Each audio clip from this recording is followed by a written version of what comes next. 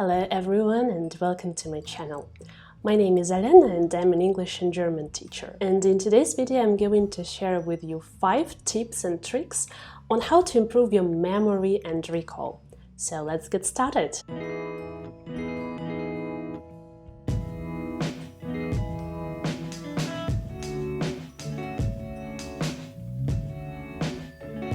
I think in today's environment, when we have a lot of distractions around us, it is more difficult than ever to stay focused and concentrated.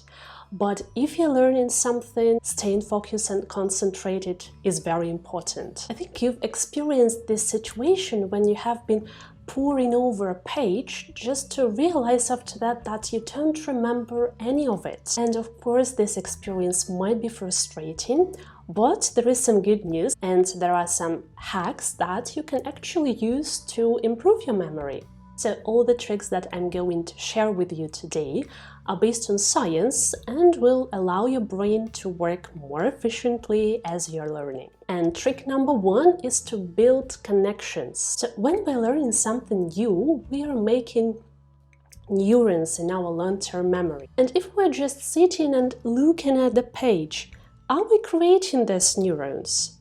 No, absolutely not. You may be making a few connections, but the best way is to strengthen these links, is to connect this new information to something that you already know. And for me personally, this is a very visual process. So when I'm learning a language, I remember when I was learning German, and the German word for table is Tisch, and it sounds very similar to the English word dish.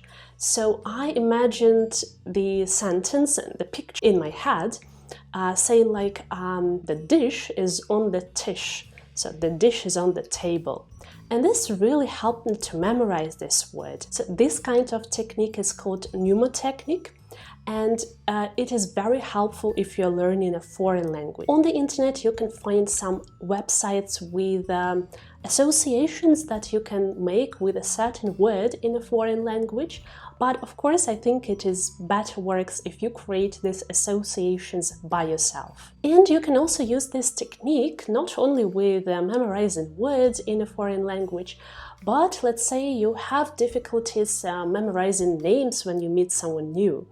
And what you can do in this case is, for example, you meet a new person, they say their name to you, try to remember a famous person with the same name and connect this famous person with this new person you've just met. And this way you will have the association and it will help you to memorize their name better. Trick number 2 is practice recalling information. So we've already found out that it is important to build connections in the long-term memory, but to strengthen this connection, it is also important to recall this information. But we should not only create these connections, we should also strengthen them. And the best way to strengthen this connection is to check whether this information is still there in your brain. The tool for these is flashcards.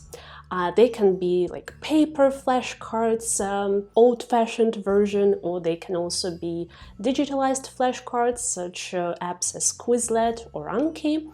Again, they use perfect when you are learning words in a foreign language. So in this way, you write a word, a new word for you on one side of card, and on the other side of the card you either write a definition or you write a translation in your own language, or you also might write an example sentence with it. And then you look at a card and see whether you can recall the meaning of this word, and then you flip the card and check whether you were right. Also, very often when we read some especially non-fiction book, we very often read it with a pen or pencil, highlighting some information, underlining something. But actually this technique is not very useful because it's just fooling our brain into learning, but in the reality we're not learning anything that way. And the better way will be of reading such kinds of books is to read a page, then close the book and try to summarize and recall what you've just read about. So it will definitely help you to remember this page better. Tip number 3, take advantage of spaced repetition. So all people are different in terms of how quickly and how well they memorize things. So personally, I have not very good long-term memory, so that's why spaced repetition is invaluable to me. And what spaced repetition involves is, so first you learn the information, let's say the new words in English, so you learn them today, you revise them several times, then you also go back to it the next day, and then next time you go back to it, let's say in a few days, then in a week, in a month, and so on, again, to check whether it is still there and to strengthen your connections. And the goal here is to try to recall this information when you're just about to forget it. So probably you will need to go back to this information every few weeks or so. Tip number 4 is to use Pomodora technique to stay focused. So I personally know how difficult it is to stay focused, and I think it is a problem for a lot of us because very often today we work and we learn at home, so at the same place where we live, and that makes concentration even more difficult. And this is where Pomodora technique comes to help. With this technique, there is no multitasking, so you have to turn off all the distractions.